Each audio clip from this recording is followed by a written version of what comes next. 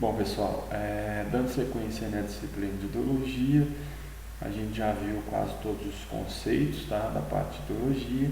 Agora eu vou falar um pouquinho de gestão ambiental, para meio que fechar esse conceito. A gente, tem que pensar numa água, de forma sustentável, e a gente nem sempre está tendo essa forma sustentável aí de ter a gestão das nossos recursos hídricos, ok? Vou dar apresentar alguns estudos de caso, tá? Alguns exemplos, para a gente poder imaginar aí, como que está sendo a nossa gestão de águas aí para o nosso país, tá bom? Então a gente vai falar como é que essas intervenções ambientais, do ser humano aí com relação principalmente às nossas cidades, tá? E se a gente realmente está fazendo da forma recomendada, ok? Coloco uma pergunta interessante aí, já falei isso na sala de aula. Belo Horizonte é uma cidade planejada? Bom, sim, é uma cidade que foi planejada, mas será que esse planejamento ele foi se perdendo ao longo dos anos? Pode ser que sim, pessoal? Ela teve uma perspectiva aí teve um crescimento, uma cidade que foi planejada, mas para casas que hoje está totalmente verticalizada, Os rios foram cada vez mais sendo enterrados, a cidade totalmente impermeabilizada, e com isso a gente teve alguns problemas aí que foram gerados com as chuvas principalmente. Então a gente tem um problemão para solucionar, e vai ficar aí para vocês aí como dever de casa, como resolver esse problema da cidade de Belo Horizonte, tá bom? Foi planejado? Bom, até um certo nível sim. Aí, pessoal, então a urbanização ela ocorreu, nos meados do século XVIII e XIX, tá? E já começou a desencadear consequências na saúde da população, tá? Houve aí então um crescimento acelerado dessas áreas urbanas, ok? E isso, o planejamento urbano não conseguiu acompanhar esse crescimento, tá bom? Só para vocês verificarem, apenas 5% da população mundial vivia em áreas urbanas em 1800, tornando-se 15% em 1900 e a nossa previsão é 50% até 2025, tá? Isso é mundial. Já no Brasil, pessoal, a proporção da população aí residindo em áreas urbanas passou de 31% em 1940 para 84% em 2010. Então a gente teve o êxodo rural, um crescimento das cidades de forma totalmente até desorganizada, desordenada, e com isso a gente trouxe vários problemas para as nossas cidades, tá bom? Tá aí um histórico, até cheguei a apresentar para vocês num estudo de cartografia, uma das primeiras reflexões teóricas sobre o conceito do espaço e a saúde pública, ok? Que ocorreu em Londres em 1854. Lá teve uma epidemia de cólera, tá? E foi feito um mapeamento, tá, desses casos para poder verificar, e tentar identificar qual seria o problema, de onde que estava vindo a cólera daquela região. Tá? E com isso eles conseguiram mapear, verificar que o poço estava com problema realmente de contaminação, fecharam, isolaram esse poço e essa epidemia ela encerrou, ok?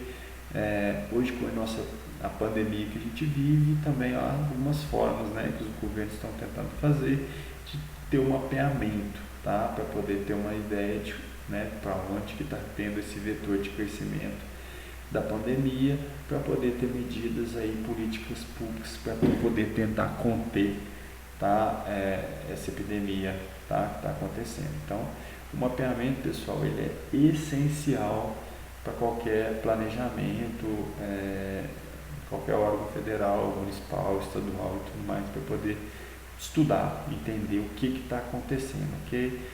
Então, é uma das opções aí, uma das necessidades aí, é mapear e conhecer o seu espaço e o que está acontecendo nele, tá bom? Então, através dessa espacialização, ele conseguiu aí ter evidência, que a cólera é por causa de ingestão de uma água contaminada, tá? Então ele conseguiu resolver esse problema, tá bom? Conceito de ambiente urbano, tem vários tipos de conceito, vou ler um aqui apenas. Ele é muito comum associar-se o ambiental simplesmente ao natural. No entanto, sabe-se que o ambiente toma proporções muito mais amplas, sendo que é na cidade que acontecem as relações sociais, no qual está intrinsecamente ligado ao natural, tá bom?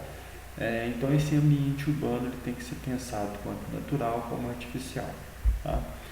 A gente tem alguns outros aí, né?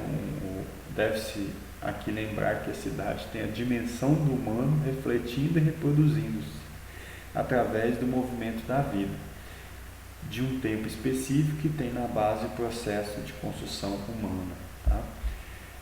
Quais são os aspectos aí físicos desse ambiente urbano? Preciso de abastecimento de água e com qualidade, eu preciso do saneamento, tá? Eu preciso ter esgotamento sanitário, eu preciso conter a poluição, eu preciso ter habitação, eu preciso ter infraestrutura e localização geográfica da cidade, eu preciso ter um sistema de transporte que funcione e eu preciso melhorar aí a questão de poluição interna das casas, ou seja, eu preciso transformar o meu ambiente urbano salubre, tá? Um local bom que as pessoas consigam viver bem e com salubridade, tá bom? E quais são os aspectos socioculturais desse ambiente? A gente tem problemas de pobreza, que vão contra com aqueles conceitos que a gente viu anteriormente, falta de acesso aos serviços básicos de saúde, tá? A população mais pobre, mais carente, ela tem essa dificuldade em usar alguns serviços de saúde, tem um aumento da população e a gente tem essa alta natalidade, tá? A gente tem um aumento de bairros com moradias precárias, que aí a gente tem a falta de infraestrutura e também a migração, tá bom? Aqui é um exemplo de uma cidade, né, precária em Mumbai, na Índia. Vocês vão verificar que a gente não está muito longe disso aí não, tá bom? Aonde a gente, né, tem essa imagem aqui que ilustra, né, a situação do saneamento básico, a questão da ocupação dessa região, tá? A gente tem a questão de, nesse caso, né, nesse local, lá são ilhas, portos naturais, moradias totalmente precárias, um desenvolvimento portuário, tá? Então relacionado aos portos, não houve nenhum tipo de planejamento, ou seja, não tem nenhum tipo de saneamento, tá? Existe uma densidade demográfica alta, tá? Tentou-se resolver de outras formas a questão, né, resolver a situação de lá, mas não foi possível. 60% da população está em moradias precárias, ok? 7 milhões de pessoas. A mortalidade é alta, escassez de água, hospitais lotados e com poucos recursos e a falta de saneamento, tá?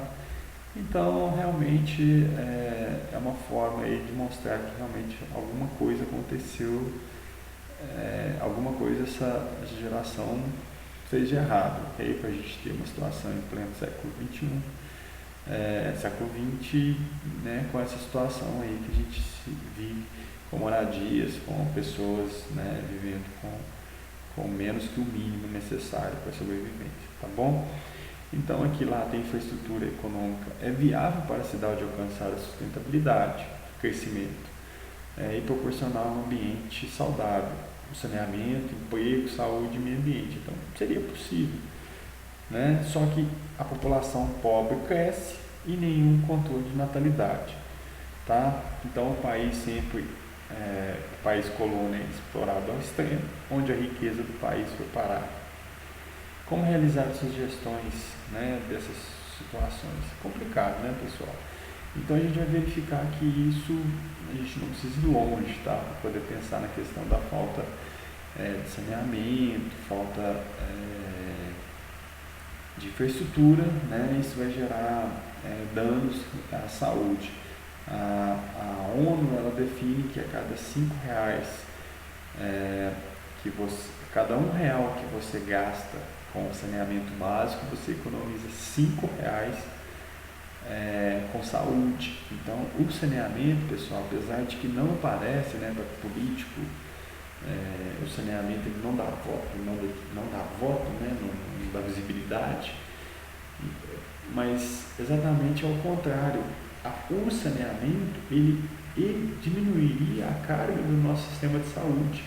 Então, a cada R$ 1 gasto em saneamento, a gente vai economizar 5 na saúde. Então, essa deveria ser as ideias. Todos os municípios criarem seus planos de saneamento básico e, com esses planos de saneamento básico, tentar realmente eliminar os focos de doença para poder se desenvolver, né, da melhor forma possível. Então, o saneamento ele é importantíssimo, tá, para o desenvolvimento de uma cidade. Tá? Agora, falar um pouquinho também qual que é o outro reflexo da nossa cidade. Tá? A nossa cidade ela vai influenciar o microclima. Tá? Então, a cidade ela vai, através de supressão de vegetação, através de permeabilização, muito asfalto, muita verticalização, ela vai influenciar sim esse microclima, onde eu perco a questão, né, eu vou ter algumas situações onde eu vou ter algumas praças, alguns jardins, mas a vegetação ela é drasticamente retirada. Tá? Então a gente tem a situação, né, que os fatores climáticos locais, tais como a vegetação, topografia, superfície do solo natural construído, condicionam, determinam e dão origem ao microclima. Então, a gente vai verificar mais para frente que uma cidade, um bairro e uma rua podem ter um clima totalmente diferente de uma área bem próxima, onde tem uma vegetação. Tá? Vou dar um exemplo muito bom que vocês conhecem aí. Tá? A gente tem aqui a cidade, né, de Belo Horizonte, onde tem a Savassi, só para vocês terem uma ideia de área. E a gente tem aqui uma região aqui mais de mata, tá? Que fica em Nova Lima. Aqui está a divisa, tá? Serra do Curral está aqui está a mina da Vale, tá bom? E aqui a gente tem a Mata do Jambã. Então, pessoal, nesse ponto aqui, que é a Savassi, para essa região aqui, a diferença de clima é interessante. A gente vai verificar agora com os dados de um estudo, de monografia de um aluno que eu tive há uns 4 anos atrás. Através dos dados climáticos, ele conseguiu verificar que realmente a temperatura aqui ela é mais amena, muito mais interessante para a saúde da pessoa, essa temperatura, do que, por exemplo, na Savassi. Tá? Então, aqui ele fez um estudo, né, com as temperaturas, ele tinha, né, os dados né, de temperatura, de chuva, da região da Savassi e da região da mineradora, e com isso ele conseguiu verificar, por exemplo, que tem uma diferença, pessoal, média de temperatura das duas regiões de quase 3 graus Celsius, ok? Isso uma média.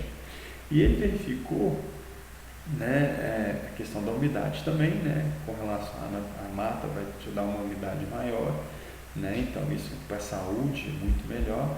E a gente tem uma questão interessante, é que quando a gente fala em máxima temperatura, quando a gente pega os estudos, né, de vários anos, a gente vai verificou que pode chegar a quase 6 graus de máxima. Então você pode estar saindo de Nova Lima a 30 graus e chegar em Belo Horizonte vai estar a 36 graus. Então a sensação térmica, por causa da falta de vegetação influenciada pela cidade, né, o microclima da cidade, pode dar essa diferença aí de temperatura de até 6 graus. Isso foi comprovado através dos dados,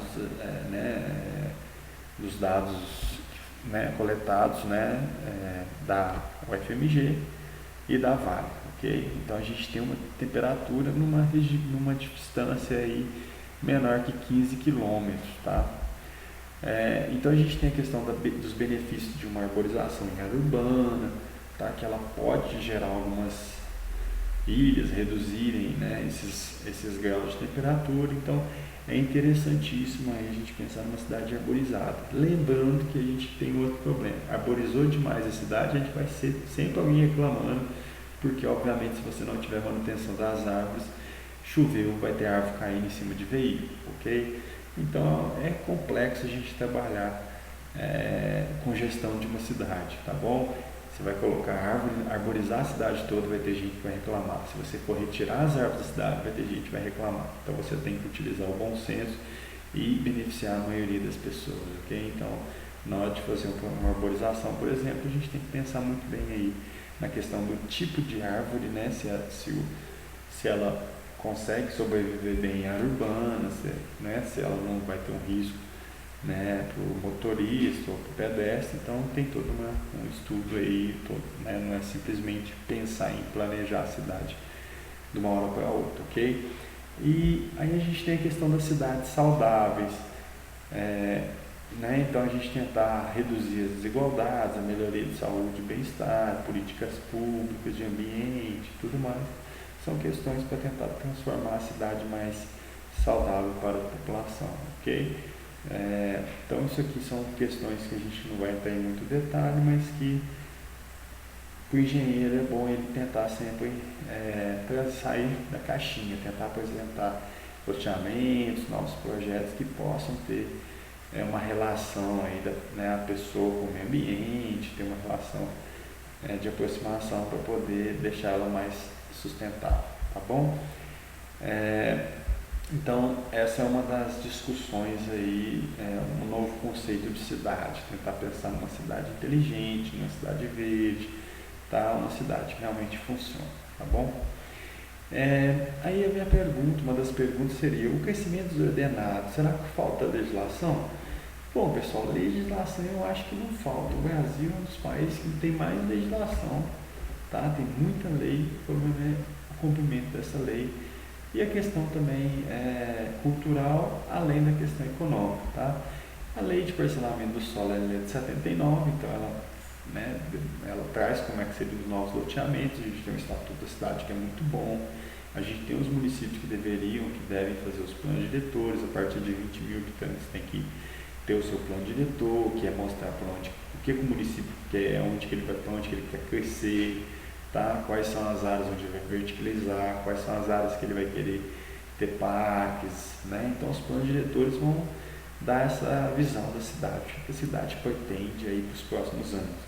Então a gente tem várias leis de usurpação do solo, a gente tem estatuto da metrópole, a gente tem leis estaduais, legislação ambiental, legislação de regularização fundiária, que é a REUB. Então a gente tem muita legislação. Acho que em alguma das vezes falta o cumprimento, tá? Então a gente tem essa mania de tentar sempre dar uma enganada para poder passar os projetos. Então essa é a nossa dificuldade. A gente sabe que a legislação está ali, mas ela na maioria das vezes ela não é cumprida e a justiça talvez não consegue atender aí em tempo hábil, quando o loteamento já está implantado de forma totalmente errada, tá bom? Qual que seria a infraestrutura mínima aí, pessoal, que está nas legislações? A infraestrutura mínima de uma cidade aí, eu preciso dos equipamentos urbanos de escoamento de água, iluminação, esgoto, abastecimento de água potável, energia elétrica, pública, domiciliar e via de circulação, tá?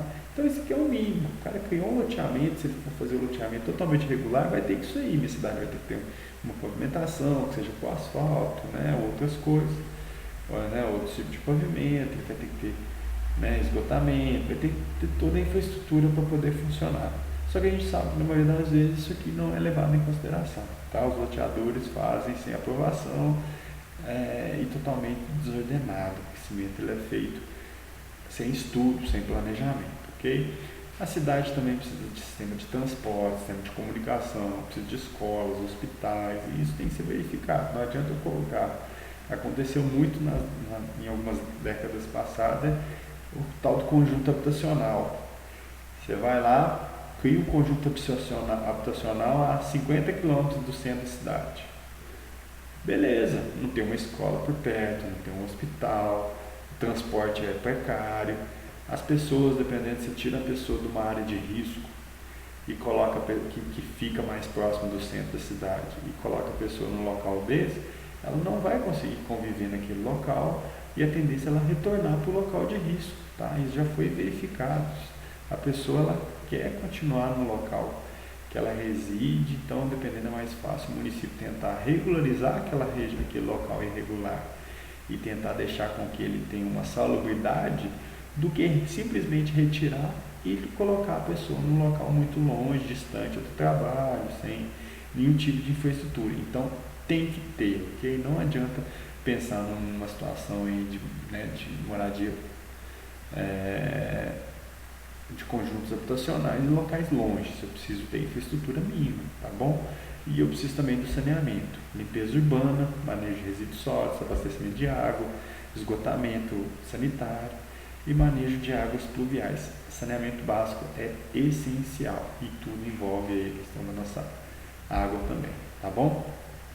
Quando a gente fala em questão de água, pessoal, tem todo um estudo, tá? Então a pessoa quer tirar uma outorga, professor, está passando um rio no fundo da minha casa, eu posso pegar água? Não, pessoal, não pode retirar água para encher a caixa d'água, por exemplo. Eu vou precisar de um licenciamento, ok? Eu não posso sair retirando água de uma nascente, não posso abrir um poço artesiano e retirar água sem devido outorga, tá? Se for uso insignificante, eu consigo, através de uma declaração lá no site do IGAM, fazer essa declaração. Vai dar uso significante, significa que eu estou tirando muito pouca água em relação ao volume do rio, então eu vou ter uma declaração. Se eu for uma indústria, se realmente for fazer um abastecimento de um bairro, aí eu vou ter que fazer um estudo um pouquinho mais elaborado e pedir uma outorga, tá? Para pedir outorga, o órgão ambiental vai me pedir, por exemplo, uma vazão de referência, tá? Era como se tivesse os estudos de vazão de uma certa época, né, de uma região, para verificar o mínimo de chuva e de vazão que eu tenho naquele curso d'água.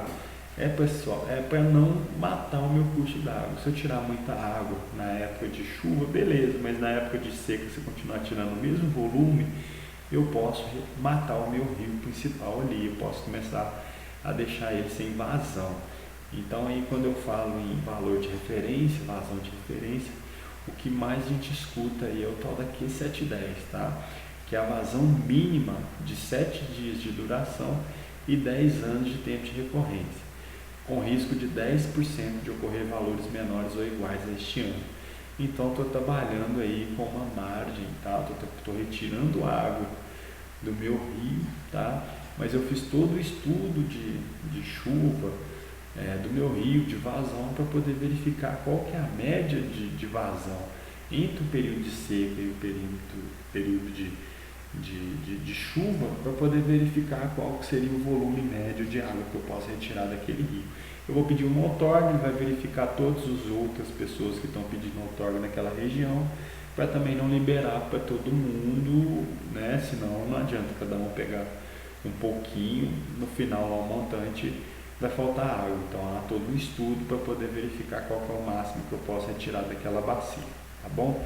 Então quando eu escutar bacia com relação à vazão de referência, que a 710 é uma das mais utilizadas aí, que é a minha vazão de referência, tá bom?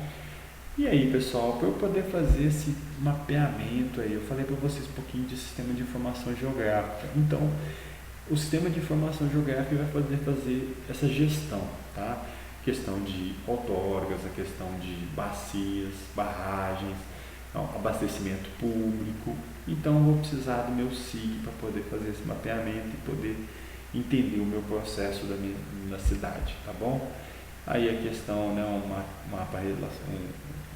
figura relacionada à questão do planejamento, tá? Eu preciso desses eixos funcionando, não adianta eu ter um planejamento se eu não tiver uma fiscalização, por exemplo. Isso aqui tem que estar um ciclo e funcionando para poder gerenciar e ter uma gestão dessa situação, tá bom? Eu tenho situações de prestação de serviço público, tá? Que eu tenho a questão da direta e indireta ou gestão associada. Isso aqui são só situações, tá? De modelo de gestão pública que a gente tem aí, tá? Modelo conceitual,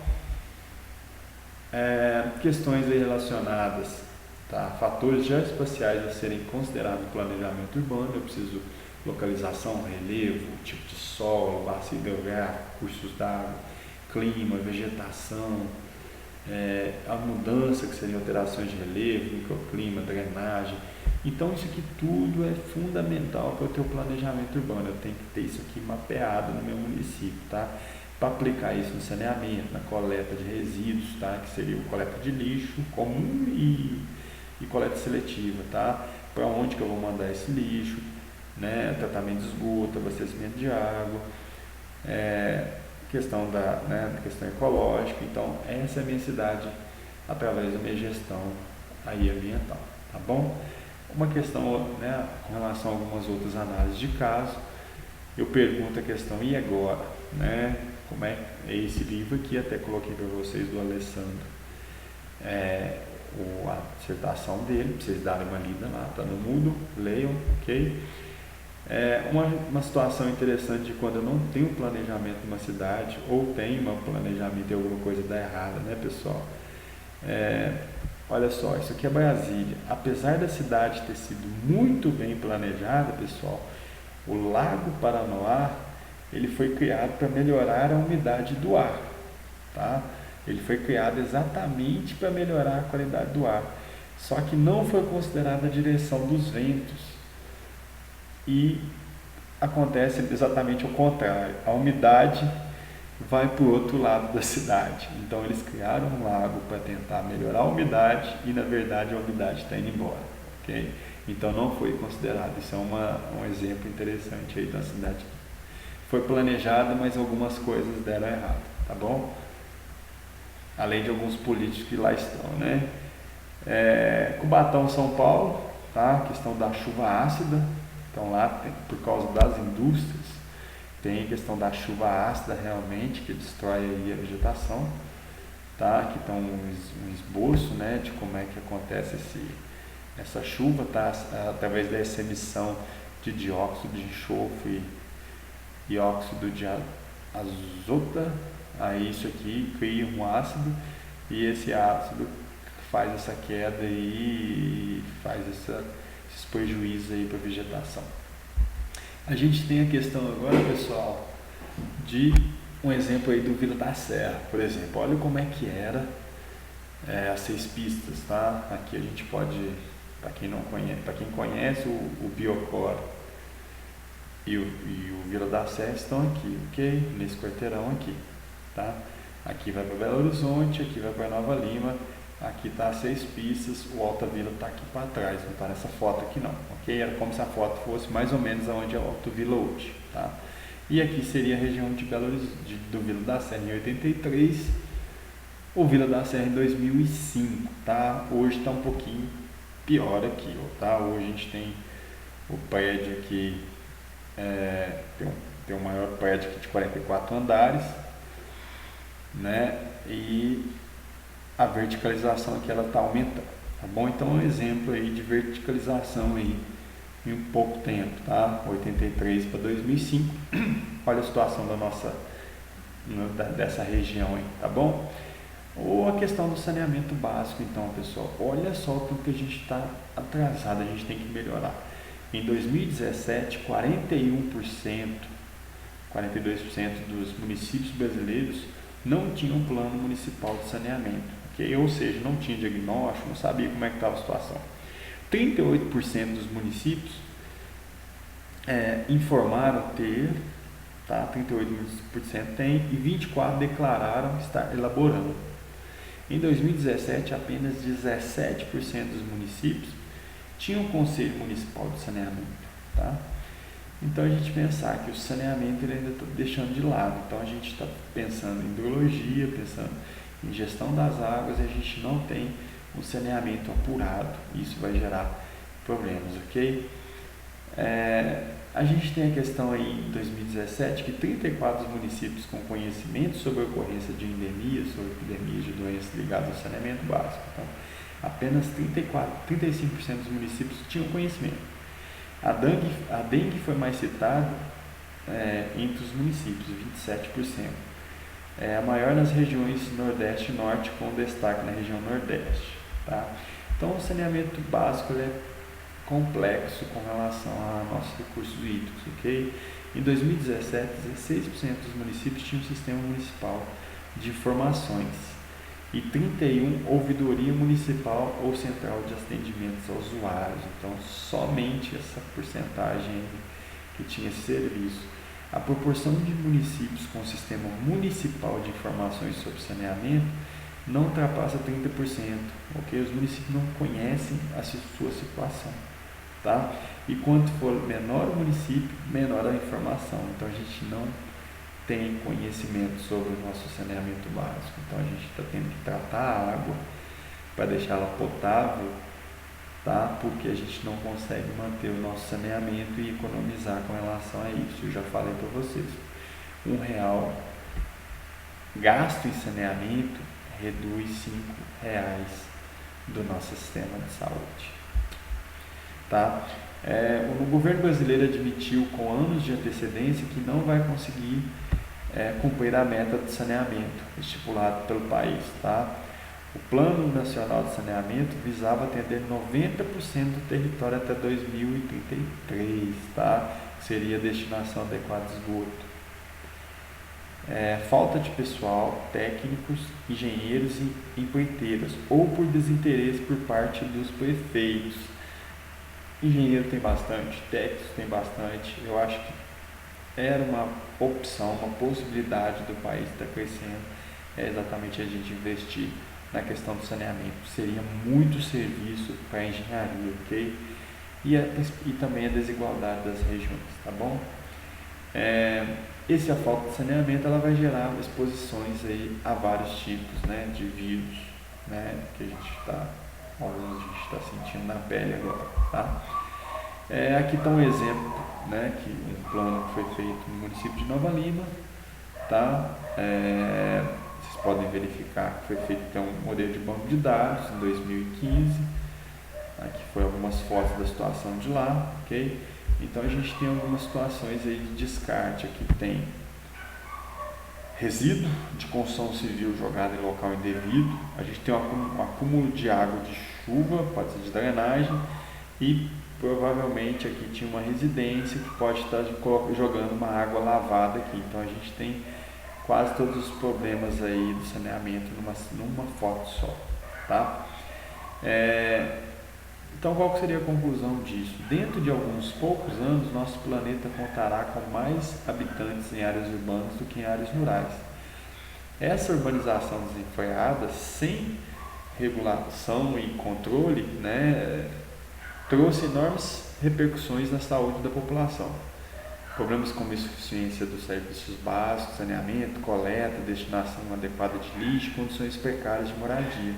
Então, pessoal, vocês, por exemplo, vocês estão lá na sua casa, vocês sabem para onde que está indo o esgoto da sua residência? Façam vou deixar esses deveres de casa para vocês.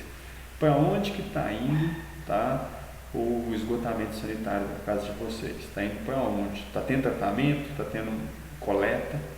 E está tendo tratamento? Para onde que vai? O lixo que está sendo recolhido na porta da sua casa, vai para onde? Tá? Se você tiver uma caçamba de entulho, resíduo da construção civil, vai para onde? Tá? Então, na maioria das vezes, né, o morador, o munícipe, ele nem tem ideia de como é que está essa situação. E isso vai gerando dano ambiental. Tá? Verifiquem isso aí, então, na casa de vocês. Para onde que está indo? Como é que está a questão do saneamento? Está no município de vocês, no bairro de vocês, tá bom? Então, novamente, é sobre as populações mais carentes que recai a maior parte dos efeitos negativos da urbanização. Vai gerar uma situação de extrema desigualdade e iniquidade ambiental e em saúde, tá? Isso aí foi falado pelo Gouveia, tá? Então, pessoal, para reverter esse caso, é preciso políticas de saúde, tá? A gente precisa dessas integrações, a gente precisa evoluir bastante nessa questão do saneamento, tá? A saúde ambiental hoje tem o desafio de promover uma melhor qualidade de vida e saúde nas cidades e a oportunidade de enfrentar o absurdo quadro de exclusão social sob a perspectiva de equidade, tá? Então, assim, isso aqui foi um pouquinho relacionado à gestão ambiental, só para vocês terem uma ideia, né, com relação ao recurso hídrico, né, questão da qualidade da água, questão do esgotamento sanitário. Vocês vão ter uma disciplina de meio ambiente aí mais para frente e vocês vão conseguir lapidar todas essas questões. Então, pensem, amadureçam a questão do saneamento, da água de boa qualidade, e da questão da nossa cidade sustentável. Eu acho que é importante isso, a gente como engenheiro tentar trazer novas soluções para as cidades onde vivemos. Ok? Obrigado.